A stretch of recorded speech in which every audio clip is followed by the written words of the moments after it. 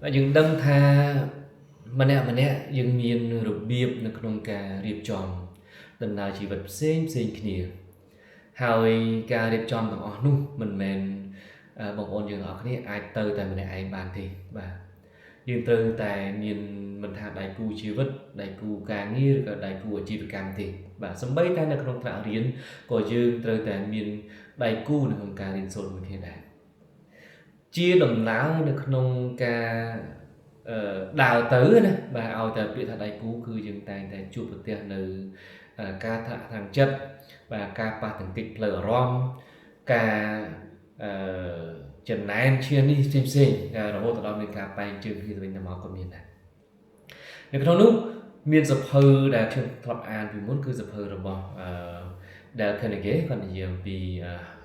how to influence people របៀបនៅក្នុងការបង្កើតឥទ្ធិពលទៅមនុស្សជុំវិញខ្លួនរបស់យើងបាទហើយបើសម្រាប់ខ្ញុំផ្ទាល់ក៏ដូចជាដៃគូនៅក្នុងការសរសេរសភៅរបស់ខ្ញុំក៏យើងមានសភៅមួយដែរគឺរបៀបនៅក្នុងការយកឈ្នះចិត្តមនុស្សតាមបទពិសោធន៍យើងយកពិសោធន៍មកដាក់ក្នុងហ្នឹងនៅក្នុងនេះសភៅឈ្នះចិត្តនោះដែលមាននៅក្នុង app Bookion ផ្ទាល់បាទនឹងប្រាប់បងប្អូនអរគ្នាបាទហើយមើលឃើញនេះវាចាំងណាបាទប្រាប់បងប្អូនអរគ្នាអំពីរបៀបក្នុងការយកឈ្នះចិត្តមនុស្សដែលតាមបទពិសោធន៍ណាដែលអ្នកនិពន្ធរបស់យើងមានទេប៉ុន្តែខ្ញុំជឿជាក់ថាបងប្អូនអរគ្នាក៏មានបទពិសោធន៍ជាច្រើនផ្សេងទៀតប៉ុន្តែនៅក្នុងនេះយើងរកវិធីសាស្ត្រដើម្បីទៅអនុវត្តនៅក្នុងការយកឈ្នះចិត្តមនុស្សតាមក្រុមនិងប្រភេទបាទក្នុងនេះក៏មាន11ប្រភេទដែលបងប្អូនអរគ្នាអាចរៀនសូត្របានដែលយើងចាប់ដើមចេញពីថាតើរបៀបនៅក្នុងការធ្វើការងារមួយមនុស្សហ្នឹងមិនទៅណោះបាទឈ្នះចិត្តដោយរបៀបណា win-win ទៅវិញទៅមកហ្នឹងគឺតាមវិធីសាស្ត្រអីគេខ្លះហើយតើ